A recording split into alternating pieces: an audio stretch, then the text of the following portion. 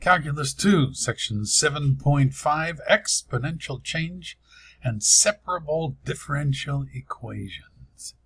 Okay, exponential functions can model growth and decay, so that's one of the things we're going to look at here.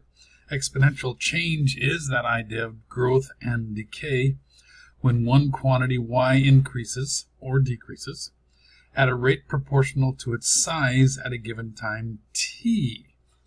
So what are some of those growth and decay models?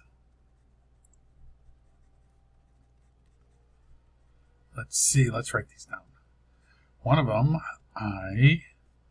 you can think about radioactive decay, carbon-14 dating.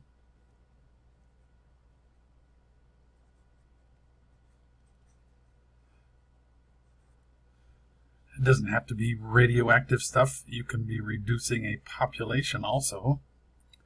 Population could be dying off. Or the population could be growing. Things like, I don't know, if you wanted to have your tea a certain temperature and knew that you couldn't drink it for a few minutes, you might want to make sure that you understood Newton's cooling theorem. It's when the temperature difference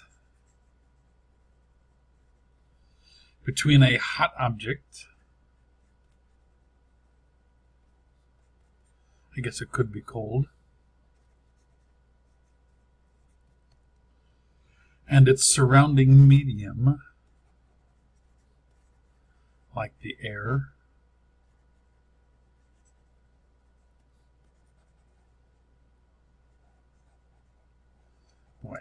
that's an E. Anyway, you get the idea. Bring out a cup that cools, you take in some ice that melts, anything with that change of temperature, and that's where this exponential change and separation of these differential equations come in. Okay, the amount at time t equals 0 is called y sub 0. That's the y naught that I'll talk about probably in physics for you too. If we want y as a function of t and it's either increasing or decreasing, then we have this derivative of y with respect to t is equal to some constant k times y.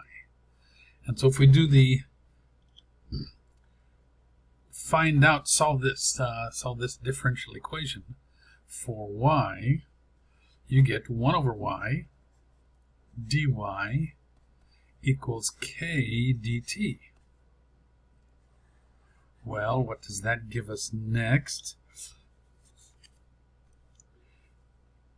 I'm sorry, we got to be careful here also.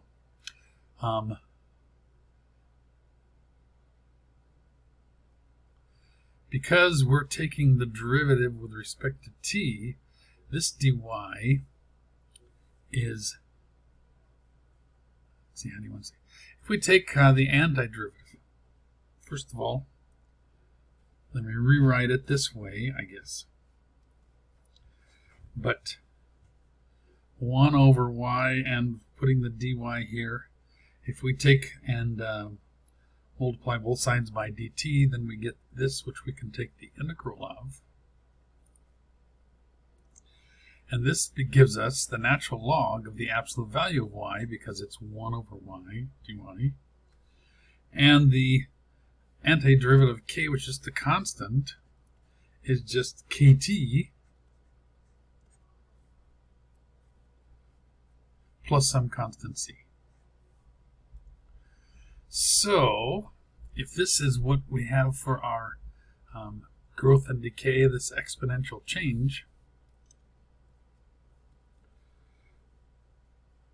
if we say that this can be rewritten as, rewrite this instead of with these natural log, you can rewrite this with the base e.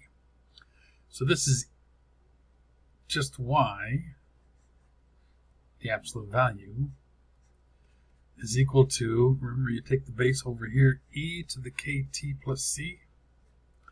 This is log form. This is exponential form. That's the word I was looking for. Exponential form allows you to write that. And because we know that the function e to any power, any real number, is going to be positive, we don't need these absolute values. Now, we can use a instead of this stuff, but let me take this another step. This y, this is e to the kt. I'm going to put that second. And when you have the addition of exponents, this is really e to the c power times. And all of this, e to the c power, is going to be your initial amount. Many times in other courses, they'll call this a. That e to the c is going to just be a, that initial amount. Some other courses are going to call this y sub 0 e to the kt. And that's the one we're going to use all over and over and over and over. Y equals y to 0 e to the kt. That's just y naught is the initial value. So let's go to another screen and talk about growth and decay. This is on page 144, number 4, and it says show that this y equals 1 over the square root of 1 plus x to the 4th times the integral from 1 to x, 1 to x, of the square root of 1 plus x to the 4th dt. I'm sorry, this is t to the 4th inside here. dt. Let me do this right. So this is t to the 4th inside dt is a solution of. Now, I'm going to put the of over here because I'm going to change this left one into this of part. Y prime plus 2x cubed over 1 plus x to the 4th times y equals 1. So we want to show this. In other words, they want this differential equation. We want y prime. So I'm going to take the derivative of both sides. Derivative of the left side is easy. Y prime. You can write dy dx. You don't really need to in this case because you're going to carry that around. Now this has got two things multiplied together, so you need the product rule. The derivative of the first, which is, if you think of this as 1 plus x to the 4th to the negative 1/2, it is take a negative 1/2 times the 1 plus x to the 4th to the negative 3/2. So I'm going to make this parentheses.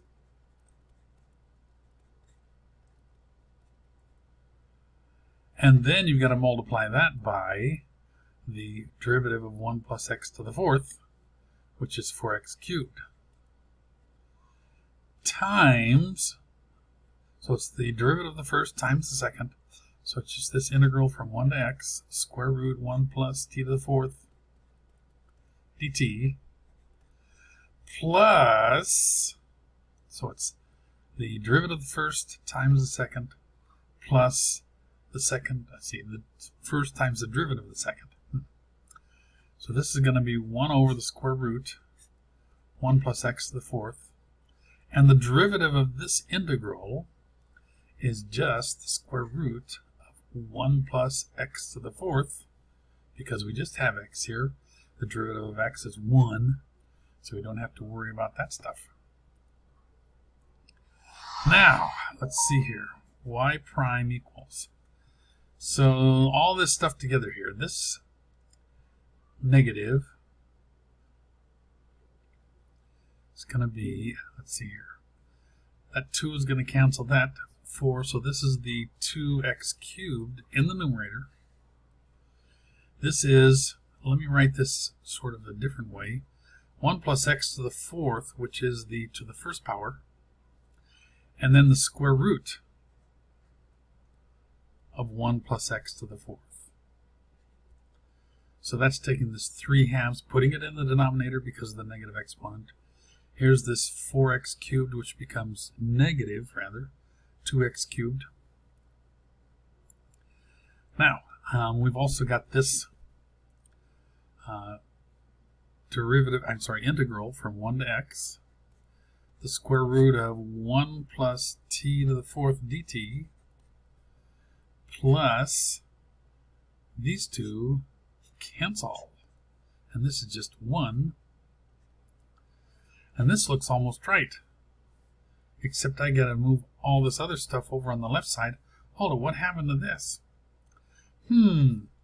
This is y prime equals a negative 2x cubed over that 1 plus x to the 4th times the square root of 1 plus x to the 4th.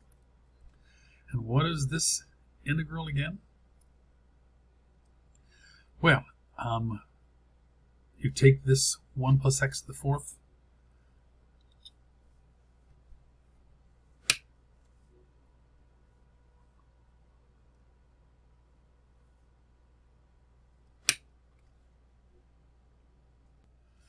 well, what I should have done is used my eraser here. Let's take and leave that as one fraction and this as another. 1 over that square root times the integral from 1 to x to the square root of 1 plus t to the 4th dt plus 1. But notice what this is right here. That is what y is equal to. So I'm going to replace all this with just y. I'm also going to move all this stuff to the other side except for the 1. So this negative becomes a positive. So now we've got y prime plus 2x cubed over 1 plus x to the 4th times y, that's all been moved to the left side, equals 1. And that is how you get 144. Page 144, number 4. Okay. The next topic in this chapter, this section, 7.5, is separable differential equations. And so they start out with suppose, and I'm going to use this notation SP, suppose we have a differential equation. It is dy dx is equal to f of xy. This we'll call equation 3 because we're going to get to that. F is a function of both independent x and dependent y variables. A solution to this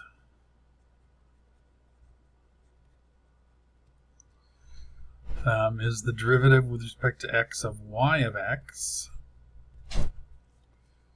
is equal to f of x and y of x. That's just notation to make sure that that makes sense to you on some interval.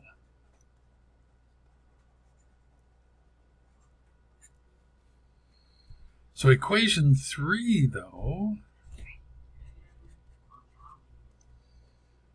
is separable.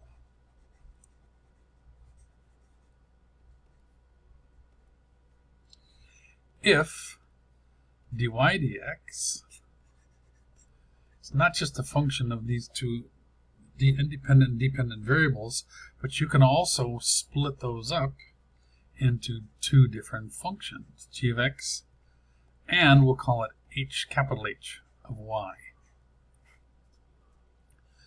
So if we've got this situation, then we can say that we'll hold it if we let capital H of y be 1 over little h of y, the reciprocal.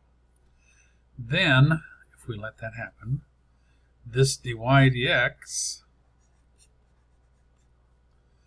becomes g of x over little h of y. And you can cross multiply and get the little h of y times dy is equal to little g of x times dx. And of course, to solve this, we would take this differential equation, we would find the antiderivative of each side.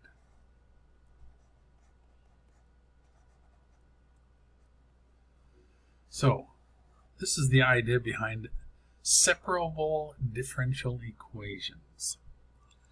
And it's easier to take a look at by doing an example. So, just a second.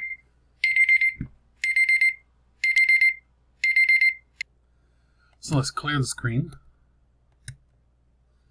and look at this example, number 12, page 415. Dy dx is equal to 3x squared times e to the negative y.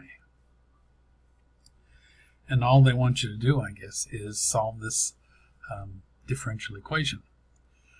Because you've got an x sort of part to it and a y part to it, the independent and dependent variables, you can then separate these. Let's multiply both sides by dx and divide both sides by e to the negative y. So you've got dy over e to the negative y, and that equals 3x squared dx. But hold it, e to the negative y, why not just write that as e to the y dy equals 3x squared dx? Well, of course you should do that, because then we take the antiderivative of both sides. The antiderivative of e to the y is e to the y, and it's tempting at that point to find dy dx. Remember, this is the antiderivative. So don't fall into that trap. I did the first time I did this. For this one, you're going to add 1 to the exponent, x cubed, and divide by the new exponent.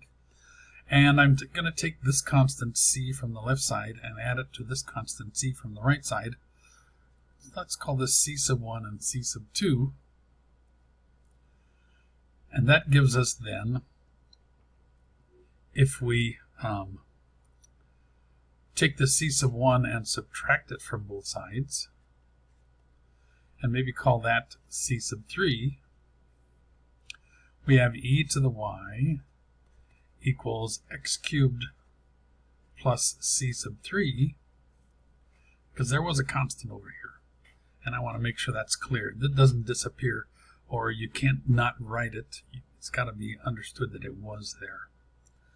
But hold it, this is an exponential, which we can write as a log if we want to, and get this y out of the exponent position. So if we take the natural log of both sides, the natural log of e to the y is y. And that equals the natural log of x cubed plus c sub 3, and I'm just going to call that c.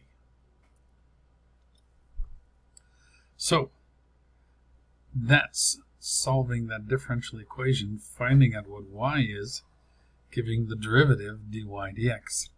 And you've got two variables over here. Didn't know how to do that until now. You just separate those variables. Separable differential equations. Okay. So now we've got another section, in this section 7.5. Unlimited population growth is what they say in the book, but if it's a negative growth, then to me it's really a decline.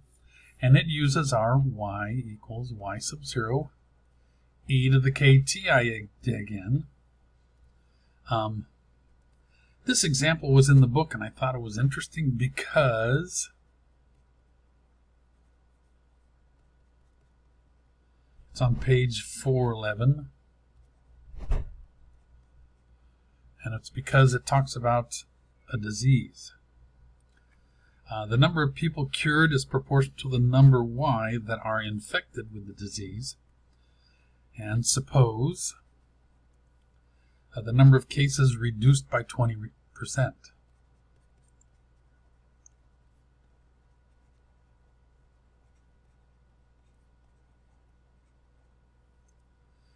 If there are 10,000 cases today,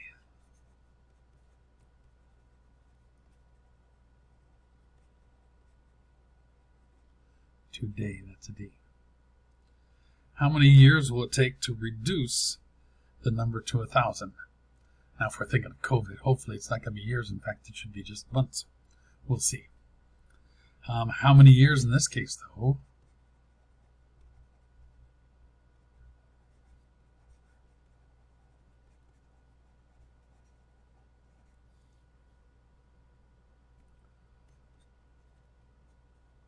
And I think that's because we're assuming that this 20%, they reduced by 20% in a year. So hopefully we can reduce things faster. We need to fill in these things. We need y sub 0, we need what e is given to us. We need k, and we need t. So, can we find that constant k? If we know it reduces 20%, and today there is 10,000 cases, then 20% of 10,000 is 8,000. It's a 20% decrease. I should say decrease. So you get 8,000.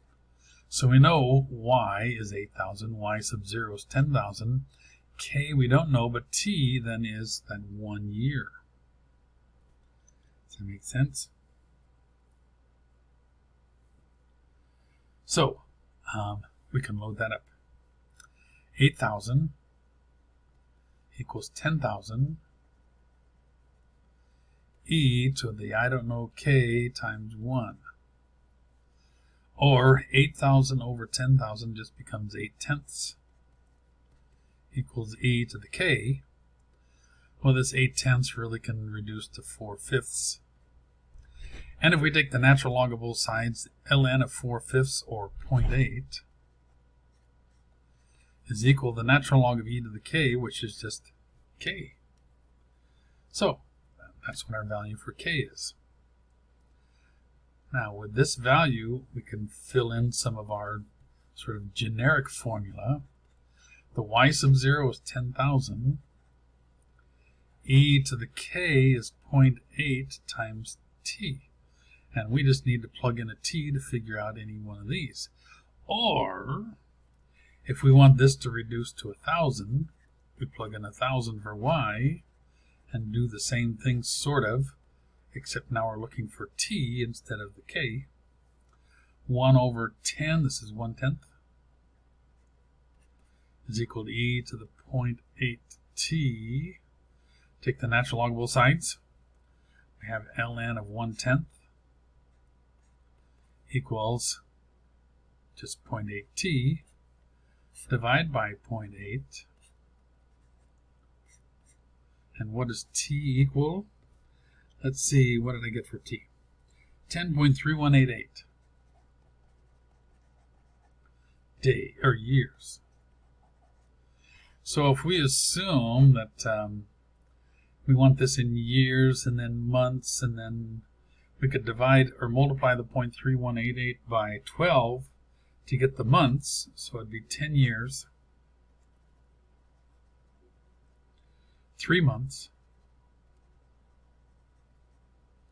but it's really 3.8 months.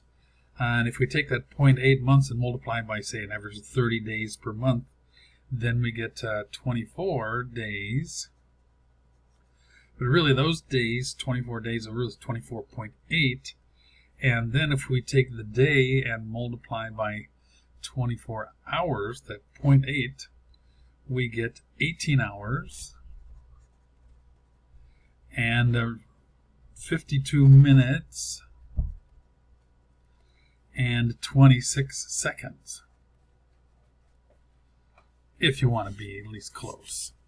That's how long before it reduces. Okay.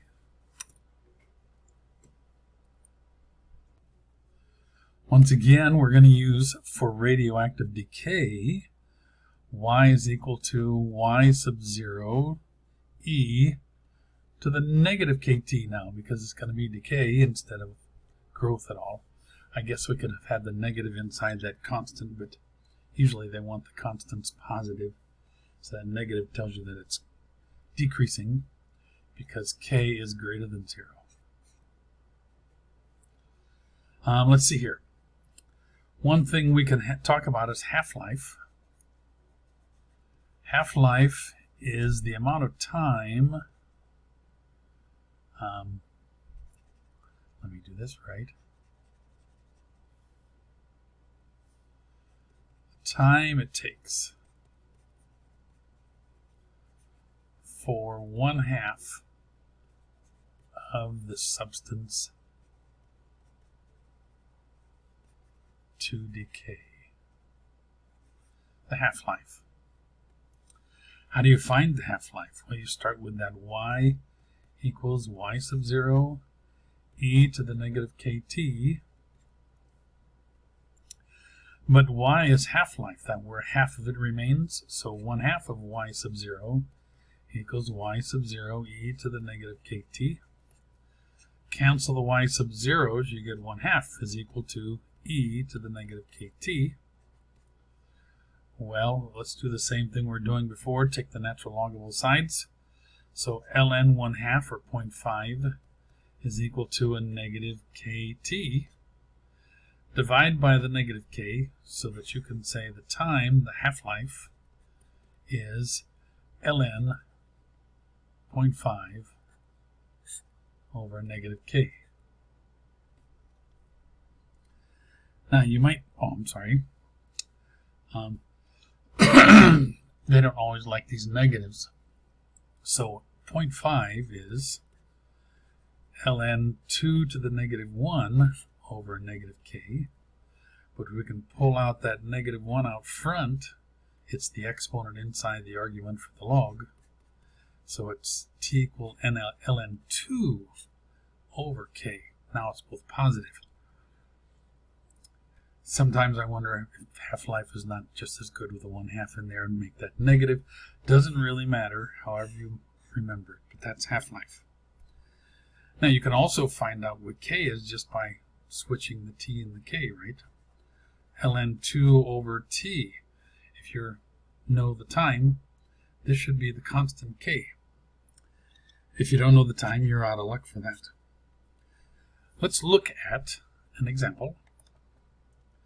This is example number 32. It's in the problem 32 in the problem set. Polonium 210.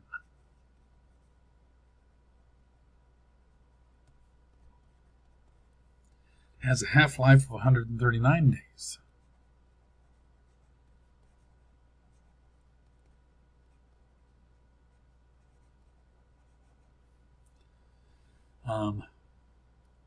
But you also know that this polonium is not good or useful after 95% of it has decayed. So, how long should you use it? Maybe you don't know that until it's too late. You've started to use it on something, you don't get good results. It's because it's not useful. So how many days can we use it?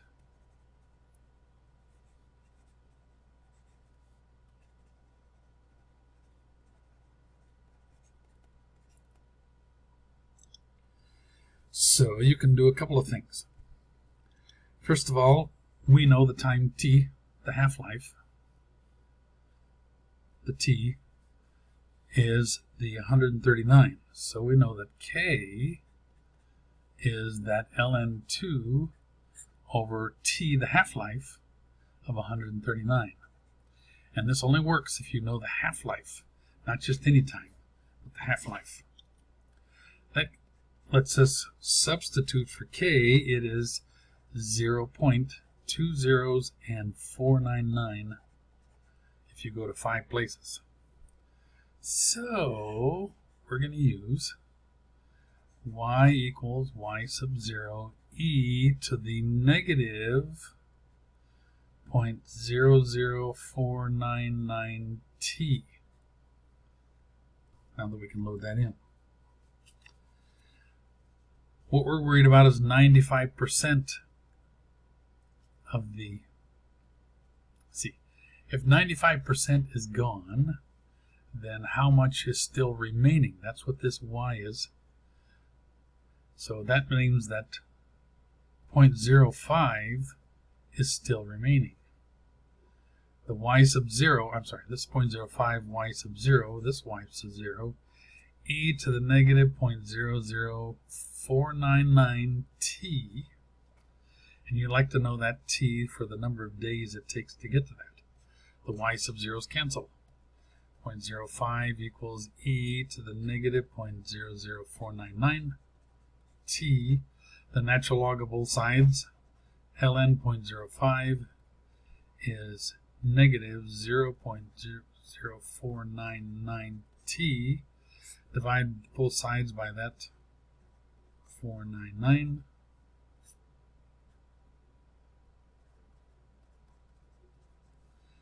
And what do you get for t? Well, let's bring over our friend calculator.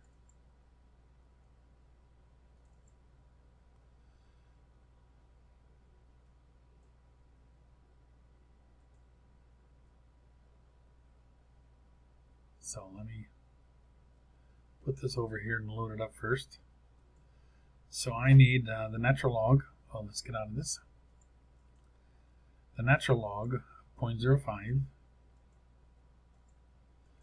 divided by, and I'll need this negative because the natural log of a small number like that will be negative 0.00499.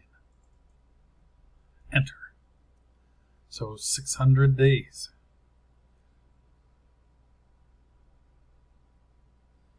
Now, if that means that what's remaining is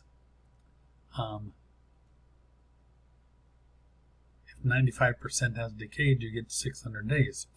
Suppose, just suppose, that you figured this out and you wanted to know, I guess, if you said when 95% still remains, then you'd have to do the 0.95 in here instead of the 0.05.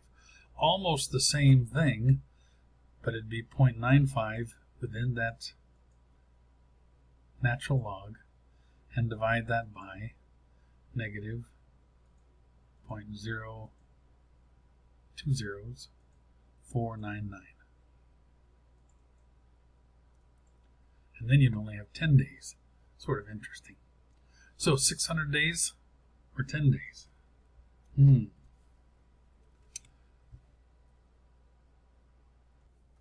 So here's the last topic before we're done with this chapter, or this section. Heat transfer, Newton's law of cooling. I'm not sure why they just say it's cooling, because you can certainly use this when things go from cold to hot or hot to cold. Maybe that's what he thought. Anyway, suppose you had hot coffee in a cup and it cools depending upon the surrounding air. If you're in a hot place, your hot coffee probably stays hot. If you're in a cold place, it probably gets cooled pretty quickly. So if h of t is the temperature of whatever object that is, coffee, tea, at time t, h sub s is a constant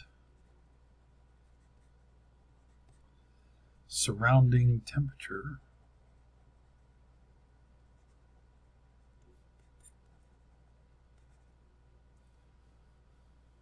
the air temperature.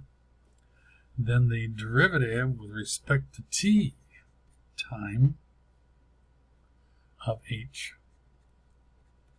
is the opposite of K times this capital H minus H sub S.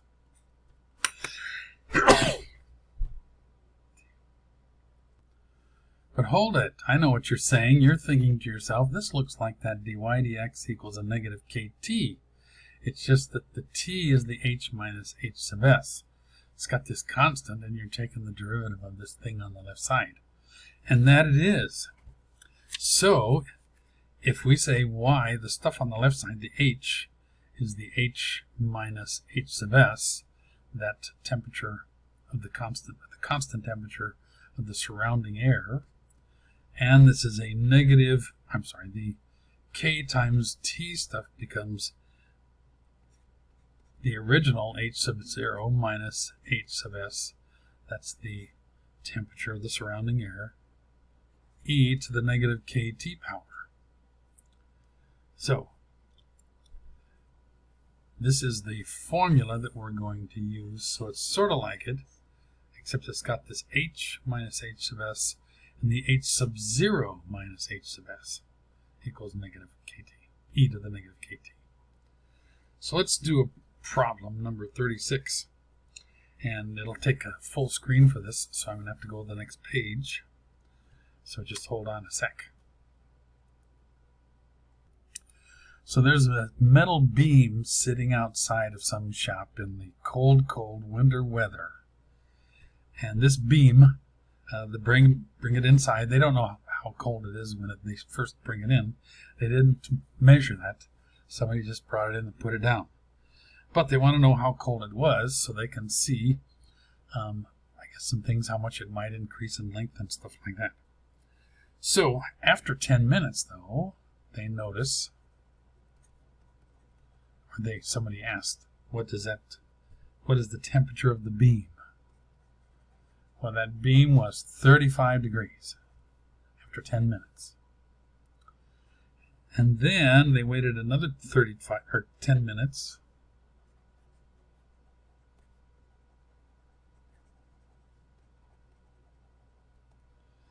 And it was 50 degrees. So they looked and they said, well, hold on, how warm was it inside here? It was 65 degrees inside this shop. I guess it's still pretty cool in there, but they were working on stuff, so they didn't feel it, I guess. But they don't really have an initial temperatures, and that's what they want to find. Now, if you look at this, the initial temperature is the HO. We don't have the constant. We do have the constant because that's the 65, H sub s. We don't have the original, I guess what remains here is the original, the H sub O, the original temperature we don't have. We've got the time at 20 minutes. So how do we get this original temperature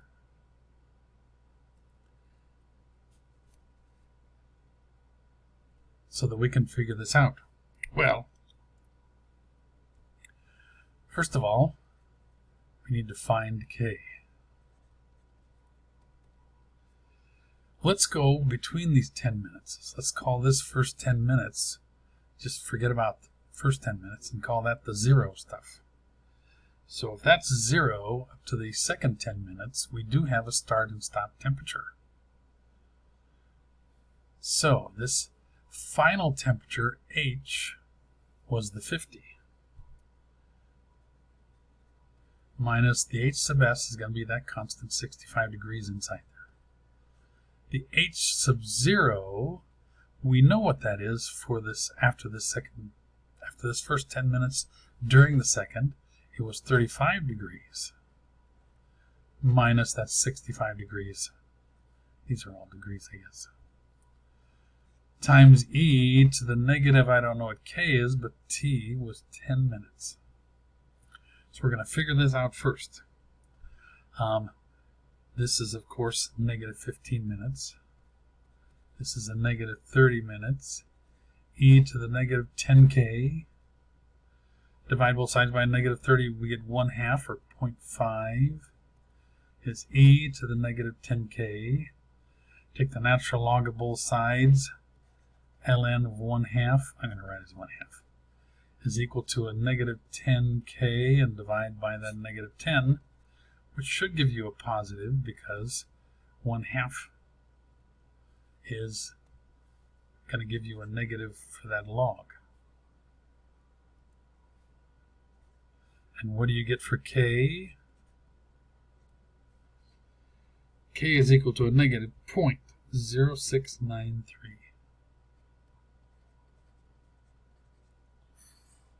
So that's what we need first.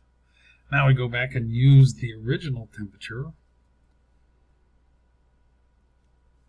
The final temperature for this first 10 minutes was 35 degrees. The H sub s is still 65. The original temperature we don't know. The constant 65. But now we know this is e to the negative 0.0693. And T is 10. So 35 minus 65 is 30, negative 30. And this is H sub 0 minus 65. When you multiply this by 10, it's really e to the negative 0.693. Because you move that decimal over one place. Now you can distribute this, so you get a negative 30 is e to the negative 0.693 h sub 0 minus e to the negative 0.693 times the 65. Bring this second part over to the left, so you got 65 e to the negative 0.693 minus 30 is equal to e to the negative 0.693 h sub 0's, divide both sides by that e to the negative 0.693.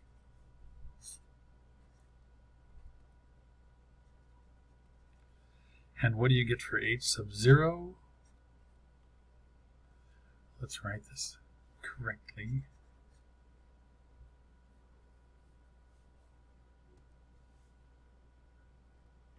When you put it in the calculator, let's put it in the calculator. Make sure you can do all this stuff.